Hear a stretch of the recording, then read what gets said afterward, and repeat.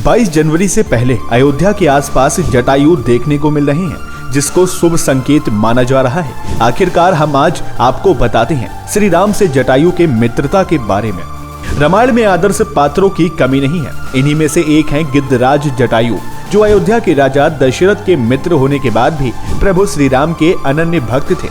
प्रजापति कश्यप की पत्नी विंता से 2 पुत्र हुए, अरुण और गरुड़। अरुण बने सूर्य के सारथी और उनके 2 पुत्र हुए समापति व जटायु। बचपन में दोनों भाइयों में ऊंची उड़ान लगाने की होड़ लगी तो आसमान में उड़ते हुए सूर्य के पास तक चले गए। असहन गर्मी से व्याकुल होकर जटायु तो लौट आए और पंचवटी में आश्रम बनाकर रहने लगे, जहां महाराज दशरथ से परिचय होने के बाद दोनों मित्र बन गए। उधर संपाति के पंख सूर्य के ताप से जल गए और वो पृथ्वी पर गिर गए। वनवास के समय जब श्री राम पंचवटी पहुंचे तो उनका परिचय गिद्धराज जटायु से हुआ। उन्होंने पिता के समान उन्हें आदर दिया। जब स्वर्ण मृग का शिकार करने के लिए श्री राम कुटिया से निकले और आर्तनाद सुन सीता माता के कहने पर श्री राम को बचाने लक्ष्मण जी चले तो रावण ने सीता जी का हरण कर लिया। सीता माता की आवाज सुन उन्हें बचाने के लिए जटायु बलशाली रावण पर टूट पड़े और एक बार तो रावण के बाल पकड़कर उसे भूमि पर पटक भी दिया, किंतु वृद्ध जटायु अधिक संघर्ष नहीं कर सके। रावण ने जटायु के पंख ही काट दिए और वो भूमि पर गिर पड़े। रावण सीता माता को लेकर लंका चला गया।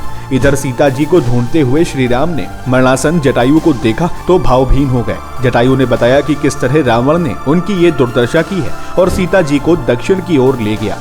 जटायु ने आगे कहा, मैंने तो अपने प्राण आपके दर्शन के लिए ही रोक रखे थे। अब विदा होना चाहता हूँ, आज्ञा दीजिए।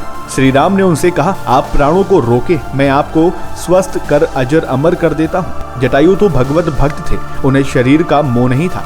बोले, हे श्री राम, मृत्यु के समय आपका नाम लेने मात्र से व्यक्ति मुक्ति पा जाता है, फिर आप तो मेरे सामने साक्षात खड़े हैं। ये सुनकर श्री राम की आंखों में आंसू भर आए और वे तात संबोधित करते हुए कहा, जिनका चित्त परोपकार में लगा रहता है उन्हें संसार में कुछ भी दुर्लभ नहीं है।